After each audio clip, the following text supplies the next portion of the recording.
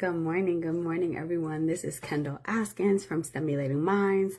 Askins stimulates on all of our social media platforms, joining you another day with another Rethinking Math.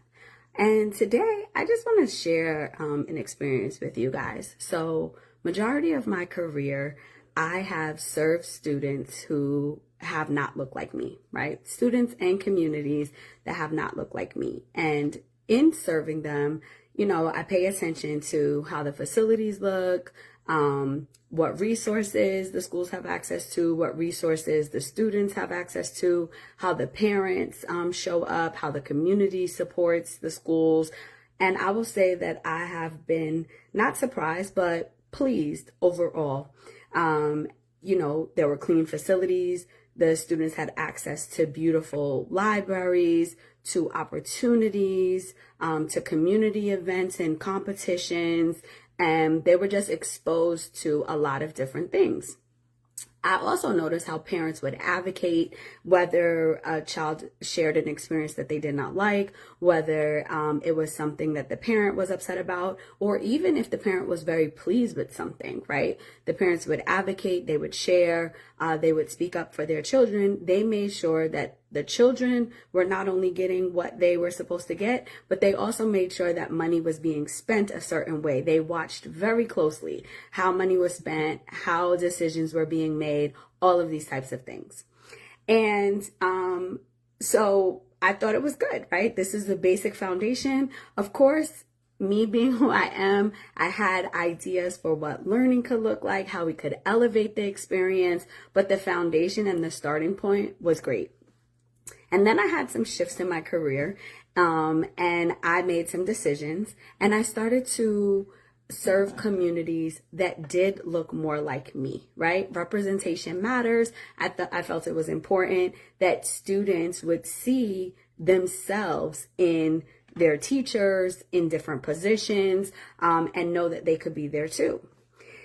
But I was very disheartened coming into communities that the students reflected what I look like, because from their facilities to their opportunities and experiences, they were drastically different, and not drastically different in necessarily a good way. It was very upsetting, to say the least, and made me realize that there is still a drastic difference in the experiences that our children are having. And so even though in the United States, we have free public education for all, the experiences are still not the same.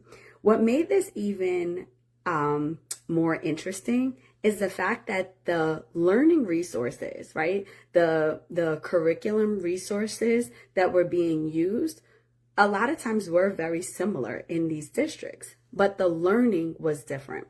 And when I observed, and the conclusion I came to is that the instructors, the teachers, sometimes are as the front line, putting obstacles or restrictions on students, not intentionally, right? But they're looking at students as what they can and cannot handle.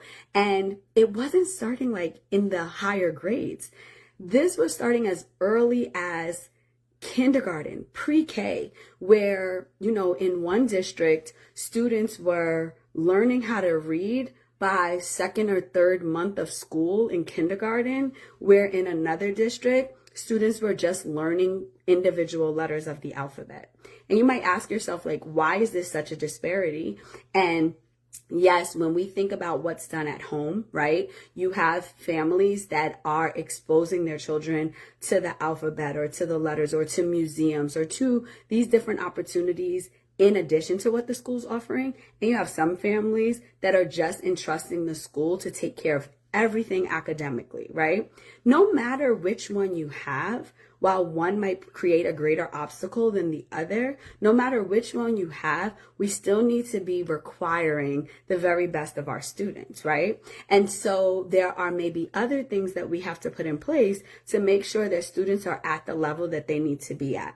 I have heard educators say things like, well, they just can't do this, or, feel that they need to move slower. And if you think about it, if in kindergarten you're supposed to learn to read, and you have a set of kindergarteners that are learning to read the second month into school, and then you have another set of kindergarteners that by the end of the year, they just are learning the sounds of letters, there's going to be a huge achievement gap there, right? Because by the time they get into first grade, they're expected to start applying some of their reading skills to begin comprehension and so on and so forth. And yes, I'm talking about reading, but that ties very closely into math, right? Because if they're not knowing how to read, then the math is going to be just as difficult for them. And so what I'm sharing with you guys today is that Stimulating Minds is a company that's really dedicated, not just to close that achievement gap, but to make sure that there are equitable instructional practices across all of these districts, no matter what.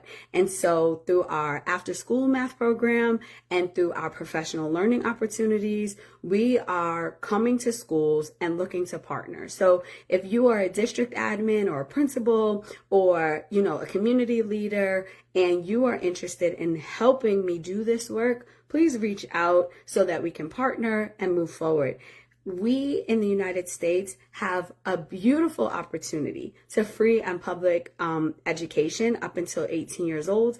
I've been to many countries where that's not it, right? They have to pay for it, or they have to pass tests in order to get access to education. And it's not like that for us. And so it's time that we make sure that our students are getting maximize their success, right? And that they're getting opportunities that are equal across the board and equitable across the board. We know that they're all coming in at different starting points. And so what does that mean for the ones that may be coming in behind the 8 ball? What can we do for those students to make sure that they're brought up to standard, right? Because if we just continue to teach them behind that 8 ball, they're always going to be behind. And the achievement gap is going to grow further and further. They have to see that they have access to the success. They don't know what they don't know. The resources, the museums, the field trips, all of these things really matter. And so I want to hear, what has your experiences been? Have you seen these discrepancies as well? Comment below, type below, like this video, share this video out. Let's not only raise awareness that this really does still exist, but let's begin having conversation, and let's work with companies like Stimulating Minds to help address these concerns. I'll see you guys back here next week for more fun. Bye.